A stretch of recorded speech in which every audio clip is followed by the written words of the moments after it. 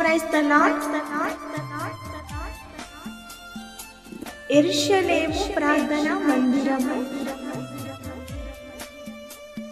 ఈరోజు దేవుని వాక్యము. గొర్రెల కాపరి వలె ఆయన తన మందను మేపును. తన బాహువుతో గొర్రె పిల్లను కూర్చి రొమ్మున అణచుకొని మోయిను. పాలిచ్చు వాటిని ఆయన మెల్లగా నడిపించును. తన కుడిసిటిలో జనములు కొలుచువాడు ఎవడు? జ్ఞానతో ఆకాశముల కొలచూచువాడు ఎవడు? భూమిలోని మన్ను కొలపాత్రలో ఉంచువాడు ఎవడు? త్రాసుతో పర్వతములను తూచువాడు ఎవడు? తూనీగే చేత కొండలను తూచువాడు ఎవడు? యెషయా గ్రంథము 40వ అధ్యాయం 11-12 వచనం.